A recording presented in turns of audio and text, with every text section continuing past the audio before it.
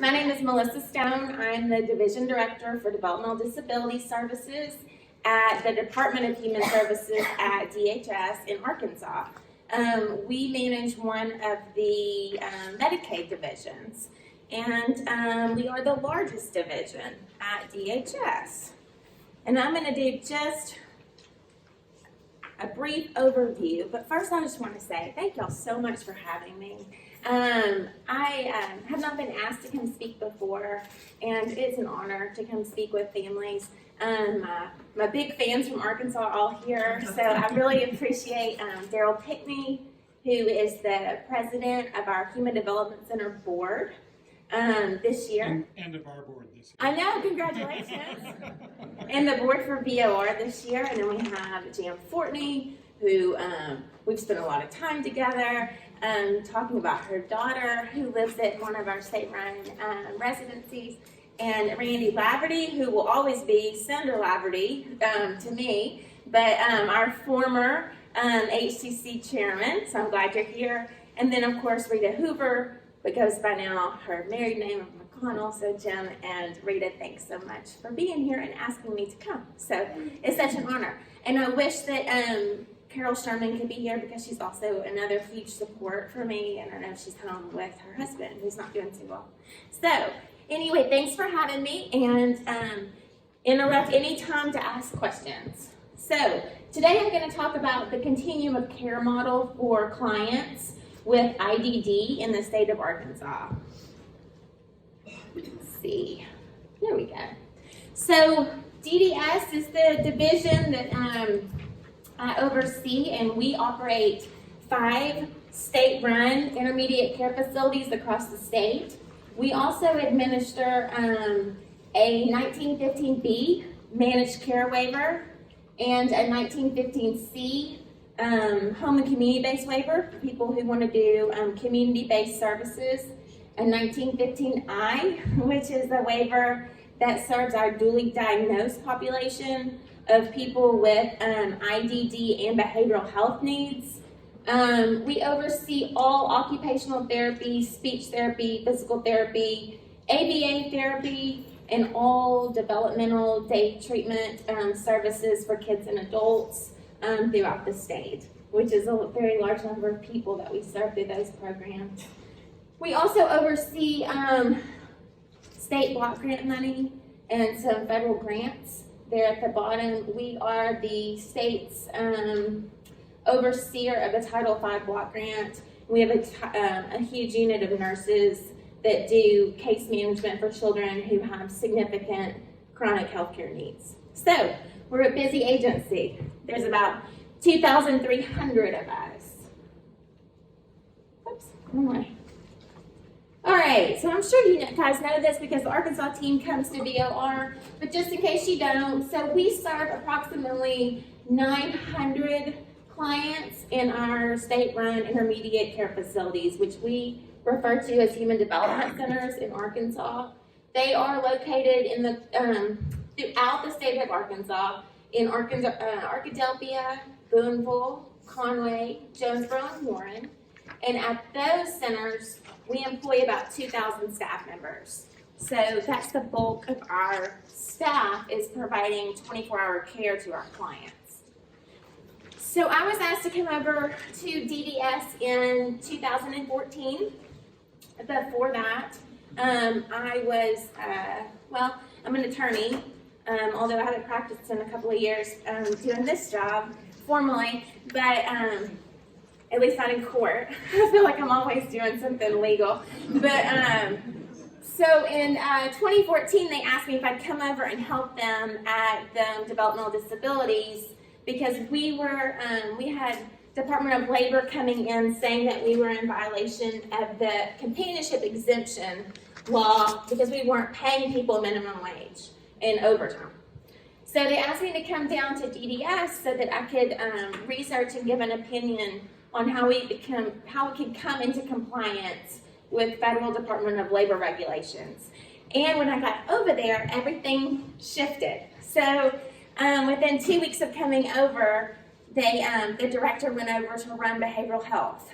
and the second in command was made director, and they made me deputy. So I'd been there about 30 days. So, which was very scary. But also a huge, confident booster that they thought I could do it. So the job really wasn't cut out, the man who they made director, in terms of he really did not like people. Not people. He'd kill me. He would kill me. Don't y'all tell Jim I said that. He is one of my best friends. But he really does get aggravated with people, right? So probably doesn't want to small talk with families and really doesn't want to go to the legislature and have to be nice. So he just hated it. So he went back to being a lawyer, and they appointed me as the director. They asked me to be interim on Halloween in 2014, and then they made me permanent in 15, at the very beginning of 15, January.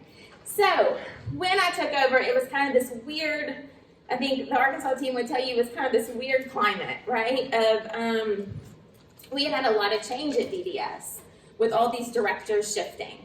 We also had just received, we just gone through an election in Arkansas, and we had just received a new governor. So, and at the same, a Republican governor. And at the same time, it was a Republican sweep across our legislature, right? So, I mean, it was almost like the entire state just flipped. And the governor came in and replaced the DHS director with his own lady. So Cindy Gillespie was brought in, and she had a lot of experience. She used to work for Mitt Romney, and she used to run Olympics, right? So totally different type of personality than what we had before. So from the top down, it was a whole different feel of leadership. So when I walked in, we had all this change going on in leadership, and then we had this horrible mentality of community versus intermediate care facilities. I mean, just terrible. People were really hateful out in the community in terms of families making choices, and that was the wrong choice, really, which really isn't nice to say. Nor is their business, because families get to pick what they want to do, right? So we were trying to change that climate of us versus them. And, it all kind of boiled down to money. It all boils down to money. So just looking at the budget and trying to figure out why there was this misconception of, if we close down our institutions, our intermediate care facilities, our human development centers, this kind of strange ideology that meant we could then serve more people on the waiver, right? That was the underlying goal of shutting down the institutions. Because at first I thought, well, they want them shut down because they don't believe in the concept. But the more we started talking about it, the more they do believe in the concept. People that are providers on the waiver side fully understand that they need help and they need respite and they need acute situations for people to go to. And they call me every single week. So they didn't want them closed for that. They want them closed, I believe, so that the money could be shifted. So when we were looking at the money back then, like just say state fiscal year 2015, so we spent, our budget at the HDCs was $120 million. Approximately, right? For 900 people. It seems like a lot. I mean, it does. It's expensive to run these. But then it's also everything. It's everything. It's all medical care. It's all food. It's all room and board. It's everything, right? So you just can't compare these things like they're the same. It's totally different.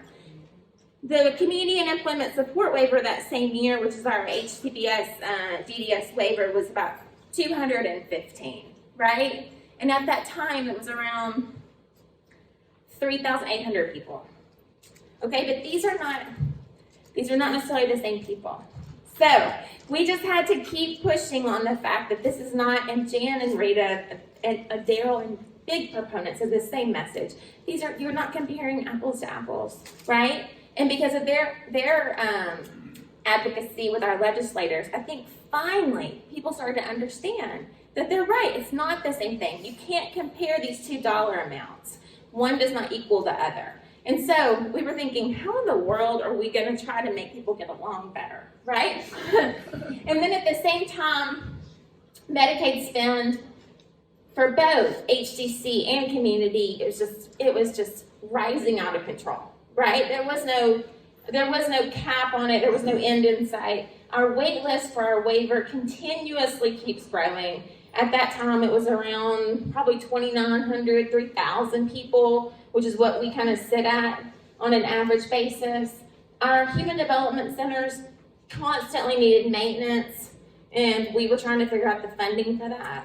And we weren't getting very far asking the legislature to give us additional money for that type of thing, which I get. Everybody's on a tight budget. And then at the same time, we set up, or the governor set up, a task force of legislators from the Senate and the House to try to figure out a way to control the exponential Medicaid spend. So we were going to those meetings, and out of that came independent assessments and our managed care model. All right. So this is all happening between 2015 and 2018. We developed a new model called Provider-Led Shared Savings Entity, which is called the PASS. It's unfortunate because autocorrect makes it passe. We should really think these things through better. Oh, man. So the provider-led shared savings entity model is the model that I talked about a minute ago that's made up of 3 waivers. It's made up of a managed care waiver, the DDS, community-based waiver, and then that dual diagnosed waiver for people with behavioral health needs and dually diagnosed.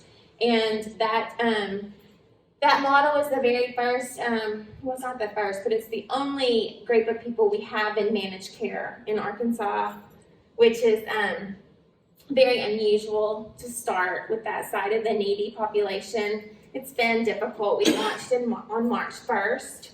We're getting, it's actually going very well. If you read the paper, you would think it's not going well, but it's actually going very well in terms of people are getting services that they need. We're having problems with the providers on their billing side, just getting used to billing that many entities. So we have about 45,000 clients that are in the PASS model, and out of that 45,000, 7,000 are people with intellectual and developmental disabilities.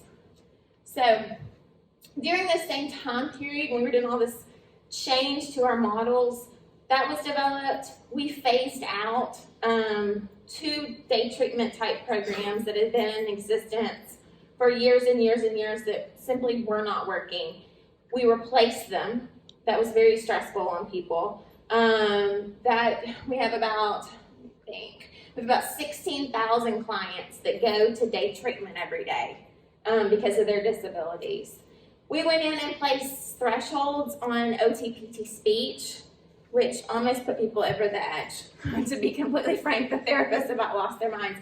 But we had no thresholds, right? We were getting evaluations with children that were 4 months old that were getting 240 hours of therapy a week. Wow. Mm-hmm. Yeah, there was no thresholds. So we went in and said, no, you can get 90 minutes of OT, 90 PT, 90 speech every single week, right? And you don't have to get a prior authorization. But if you want more than 90 minutes, you have to show us the evaluation and prove why you need that much therapy. So we implemented this at the same time. We have about 170,000 people on Arkansas Medicaid getting OTPT speech. So this was a big one. I won't ever mess with those therapists again. I joke that they're like hornets. They really are like hornets. So we implemented ABA therapy services in Arkansas. So we didn't have any kind of formalized autism services, although it's federally required. So we went in and implemented autism services under our EPSDT model. We found some pretty big spending efficiencies at the Human Development Center that we were able to then in turn cover our own capital improvement needs, which I give total credit to my deputy and CFO, Tommy Tarpley, for that. And then we place a lot of emphasis on employment and both our workshops and the community, because we think that there really is a continuum of care. One size does not fit everybody, so we are continuing to grow both types of employment. So everything was really kind of depressing. We're doing like all this change. I mean, we are making everybody mad. We are changing every single program we've ever touched at DDS. Everybody's angry. We were sued constantly, it felt like. I mean, we're under a federal lawsuit right now. I mean, change is really hard. I'm waiting to get sued on these day treatment programs. It's any minute now. Because I see the FOIs coming in, and I'm like, oh, God, here it comes. So we'll have another lawsuit we can work on the side. But so we were like, this is terrible in terms of we're just causing all this ruckus all the time on all this change, and we have to do something more fun than this, right? For our own sanity. And to try to say we actually do care for clients. We actually do want clients to get involved. We do want families to be happy. So we started the DDS Fall Food and Craft Fair. It was one of these ideas that was like, well, we make all this stuff at the Human Development Centers. We have clients that work. We make rugs, we make birdhouses, we make banks, piggy banks, we make art. But no one's ever doing anything with it, right? Unless you go on the grounds and you buy one of them. I mean, nobody even knows this stuff exists. And so it was like, well, let's get all of our clients from the Human Development Centers to come to Little Rock, the capital city. We'll close down Main Street, we'll get a permit, we'll have food trucks, we'll set up some tents, and we'll sell our stuff, right? And then they wanted just to do the HCCs, and I thought, you know what, we need to invite the community because it's just this thing all the time, right? So why don't we invite all the clients from the communities? They make things too. We'll all come together. We'll have like this huge street fair. Well, it was much more successful than like we ever could have possibly imagined. When we started in 2016, we did a side street. Huge turnout though. And every year we keep adding and adding to it. Other things we've done that are fun, and I'm going to get to pictures in a second. We did a community garden project at all the HCCs, and we actually opened a gift shop this year. So, hang on. It's crazy, that gift shop. I can't believe we did that. It's like a full-time job on the side. Okay, the Fall Festival. So when we started that in 2016, we brought in, like I said, the clients from the community and our HCCs. And we had 22 booths. We have a lot of food trucks, and that's one of the pictures of downtown Little Rock. And every year we just get bigger and bigger. This year the governor came, which was fun. I mean, to have that kind of press over this is unbelievable.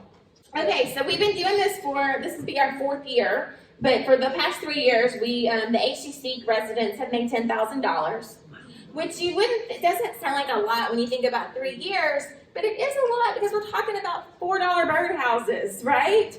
And we're talking about, I don't know if you can see this, but we're talking about cute little homemade wood signs that you can put on your front porch, and seasonal items and Christmas stuff, because we have it in September each year. So, and the clients love it. I mean, to be able to sell their things, they just light up. It's amazing.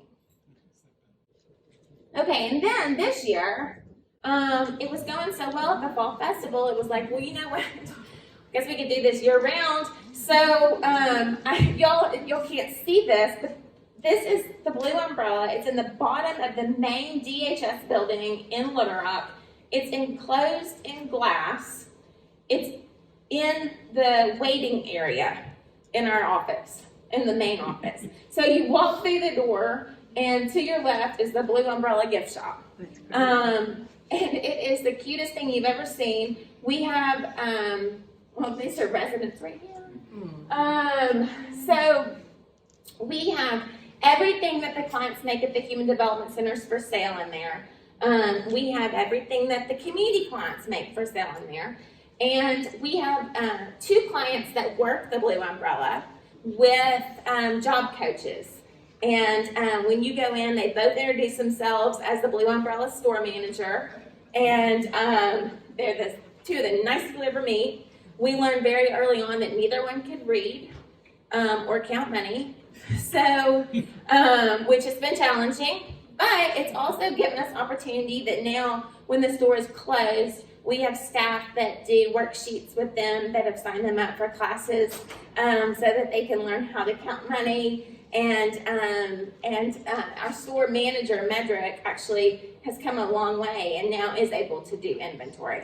So it's been a huge blessing, and he loves it, which is really all that matters. So everything is made by clients with developmental disabilities, either living at our HTCs or living in the community on our waiver program. 100% of the goods, 100% of the earnings go back directly to the client. So it's a zero money maker, right? We're barely skating along, trying to pay all that sales tax, but then still buy bags for things. It's been challenging. But Medicaid money actually was used, state general revenue, we used about $30,000 to build this store. And we have marked the items up just a few cents so that we can cover sales tax and not be in the red. And then we do buy bags, white paper bags on Amazon, but we have our clients at the HTCs put the stickers on the bags. They put all the tags on the goods. They put everything into their inventory system. So it's also given them a whole nother set of jobs that we can do at the Human Development Center for the store. So that has been actually really cool to watch. So we're running this thing as cheap as we can. We had AmeriCorps come in and put in gardens at each one of our Human Development Centers, which has been very, very cool for the clients. And we're growing all of these different things, which kind of spurred on the Fall Festival, which kind of spurred, they all just started happening at the same time, and everything kind of built on each other. So we are going to have all of these items from the HCC community gardens. We're having them in on June 28th. This year to have our very first Blue Umbrella Farmers Market. And so all of our clients at the Human Development Centers who grow produce and fruits and herbs and make jellies, they have a beehive at one of our centers. So nutty. So they make honey there, and which seems dangerous, but so far we're okay. So we'll have all that come in, and we'll have our very first Blue Umbrella Farmers Market. And we decided to go big or go home. So we invited all the other divisions that have anything to do with food to come in, because we want more people to show up, right? And the more DHS staff I can get involved, the better. So we're having our early childhood people come in and have a booth where they have maps with all of our summer feeding programs. And then we're having our children and family services come in and talk about, they have a nonprofit that comes in and does meals for kids that have aged out of foster care on Tuesday nights called The Gathering. So you can sign up to do the meal for them and go over and eat with them. So we decided to have a food theme so we can get more people out on the street. So we're going to have the snack van there so that my friends over at County Operations can talk about how you can use food stamps at farmers markets and where those are located across the state. So we're just trying to make this a big, big event. We're going to do 3 this summer, so we'll see how it goes. Wish us luck, but it's not super hot in Arkansas on the 28th. It will be. And I think this is my last slide. These farmers markets and at the HCCs have really just been amazing. They've been doing their own farmers market. They've also just been growing their own food, and then we've been able to make items for them for dinner or lunch with the things that they plant, which just to see, I wish I had a picture. I know we of some of these clients with their gardens, next to their gardens. Because some people that were in wheelchairs, they built raised beds so they're chest level almost, so they can do their own gardening from their wheelchairs.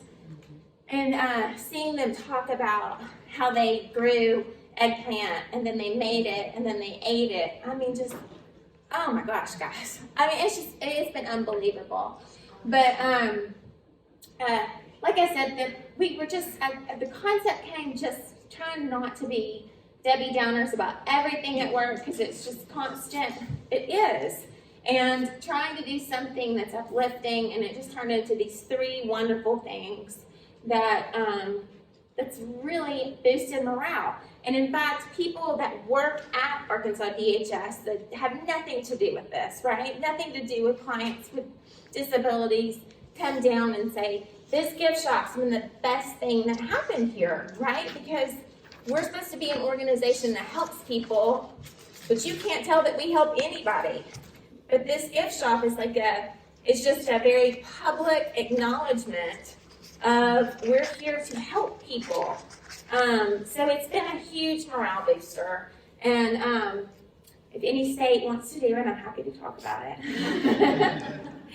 But that's my presentation. I'll be happy to take questions.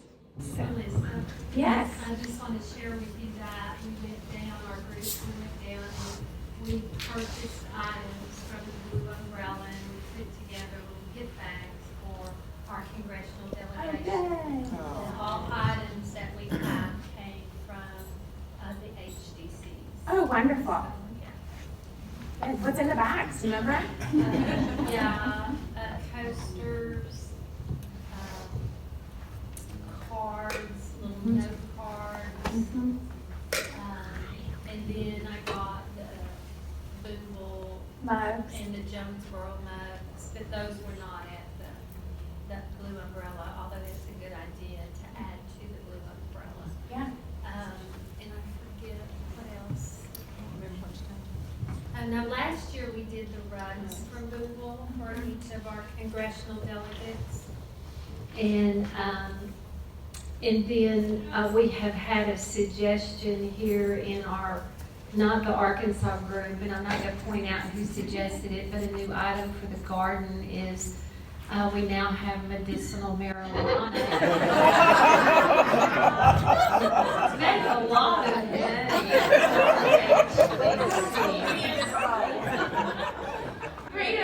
If we can sell wine, cigarettes, and marijuana out of the gift shop, we can make this a real money maker. And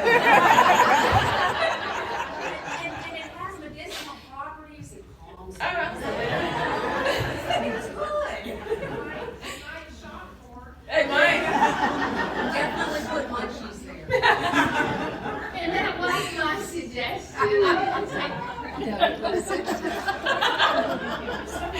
We should drug test her. I have a question. Are the feds still after you to shut down the ICFs? How are you managing that? So, no. No. So, I mean, with the change in the leadership, all of that kind of backed off, honestly. I mean, we have our U.S. Representatives up here, very supportive. Tom Cotton especially, very, very supportive of the Human Development Centers. I toured him at our Jonesboro Center about this time last year.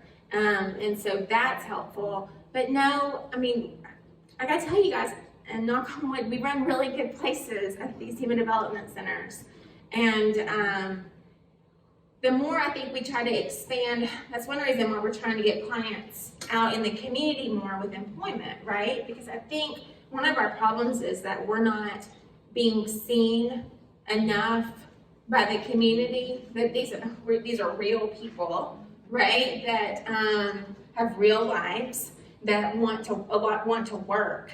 And we've kind of shot ourselves in the foot by not getting more people out to work at local grocery stores or local businesses. And so that's what we're trying to do with these supported employment initiatives, not shut down any of the workshops, because that's where the clients of these centers work. I mean, but also trying to say, if you can, let's get you out in the community to try to get that more community involvement. No, but the feds have been really good to us and not pushing. Now, disability rights is still angry.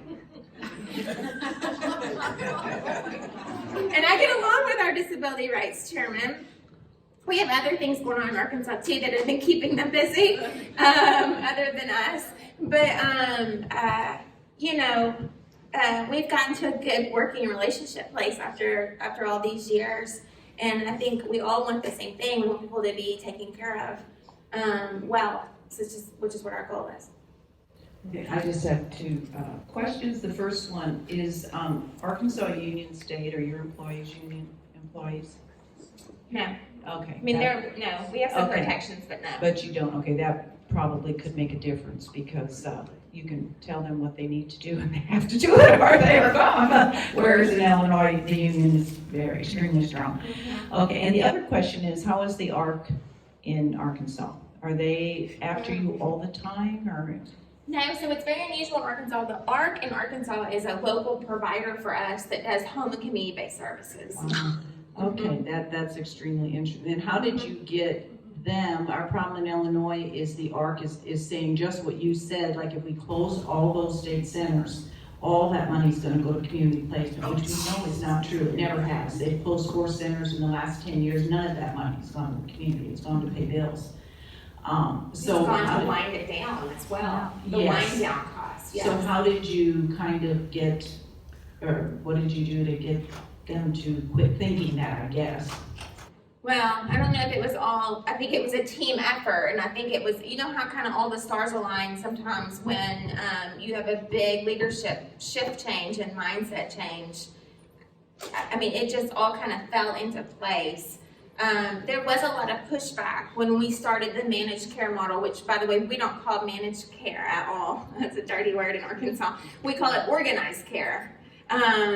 But it's a managed care waiver. But it's a new kind of managed care where we opted out the human development centers, which was, goodness gracious. People were very upset about that as well, right? But I didn't go through the budget with y'all, because the reason we put the organized care model in place is because the budget was growing. But we said at DDS, let us get the HCC budget under control, right? Let us try it, and we did. So I was in 2015. We were spending annually $120 million. In 16, we spent $119 million. In 17, we spent $116 million. And we've held steady at this same amount in 2018, and we're going to hold that in 2019. So we were able to completely eliminate the growth at the human development centers and cut the budget. And it wasn't in salary at all. It wasn't in that line item. It was in just overall spend of, and it wasn't medical. So it was the other stuff that you buy when you're at that type of 24-hour. It was rocking chairs, but maybe we're too expensive, right? It was not doing combined contracting. It was not doing bulk buying at all 5 centers. Each one was buying these things rather than us getting a contract to buy 300 dishwashers. Right? It was everybody was going to Home Depot and buying a dishwasher. So we were able to see some substantial savings. Oh, and we shredded everybody's purchase card. It was like 250 of them floating around, you know? So we brought them all to Little Rock and we had a shredding event where people cried and they were mad though. If you shouldn't be walking around with your own credit card, I mean, you don't need to buy a wreath at Hobby Lobby, on a whim. So every single thing that's bought the HCC has my signature on it, or my CFO's signature on it. And it is micromanaging. It is. But now they realize they don't ask for that mess after we've said no so many times. They realize what we're going to say yes to. And I would say Jan is there all the time, and Daryl. I don't think we are any less homey, you know, or welcoming. Matter of fact, I think your savings, from my observation, has been in people coming up with ideas of how to use a different cleaning product, or not rat hole in some paper and toner, and then you forget it's in the cabinet and you go buy some more. You know, I think those little things made a big difference. And Melissa, would you share with them on the savings what you've done with that money? Yeah. I really want you to come to Austin and, She can't go. just for a visit, just to talk with our new executive director. I just wanted to know, with heightened scrutiny, if y'all are keeping that in mind as you're making all of these changes and moving out to the community more.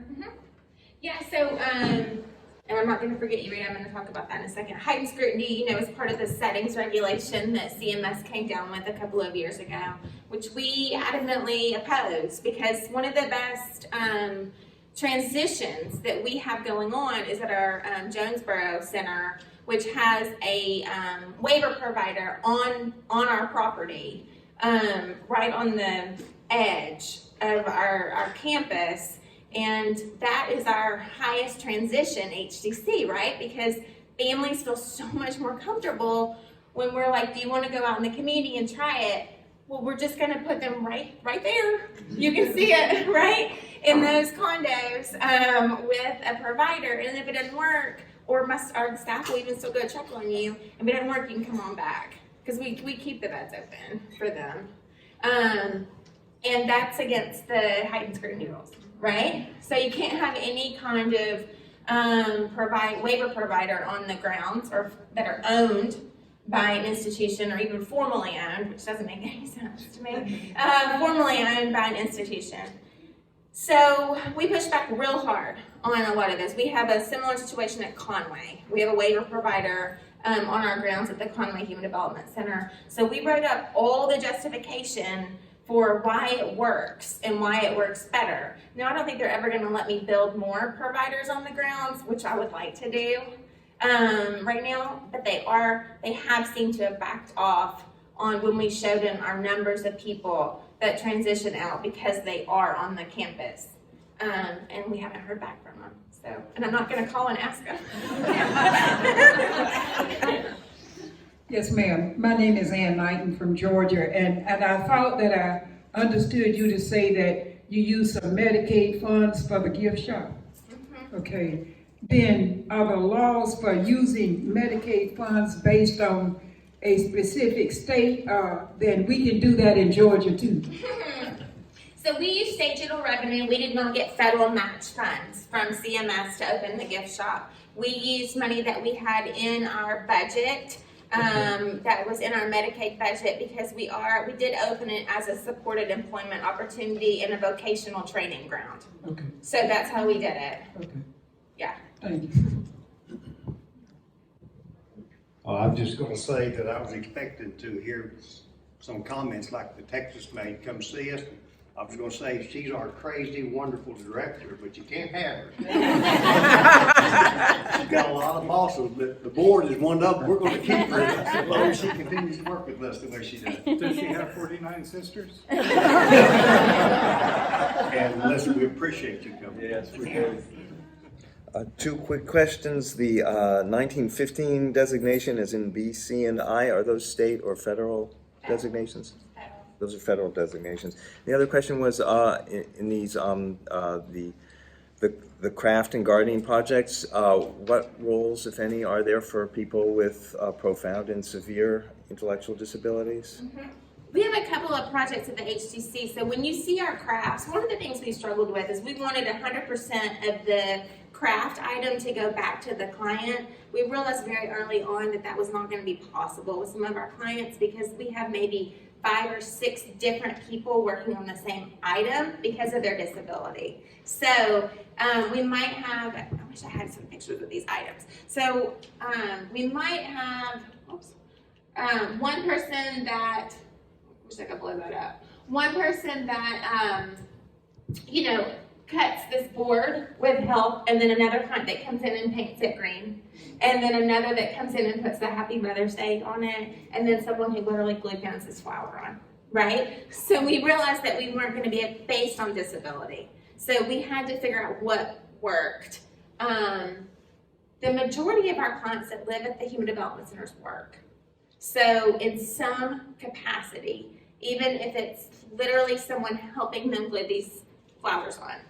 So I would say that our clients at the HCCs are profoundly disabled, and we have a very large number of them working on items in this gift shop. We also have some contracts. We have a Kohler contract. We have a contract with our Parks and Tourism. We have a lot of contracts that are very piecemeal work for our clients that are really severely disabled that need something that's easier for them. And then we have a couple of clients at the HCCs that work out in the community at grocery stores. So it's just a huge range. Rita's gonna kill me, Hugo, if I don't say this. With the money we saved through our efficiencies, we're actually building new buildings.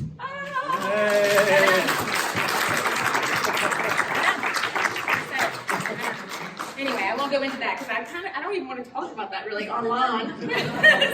But we are super excited about it.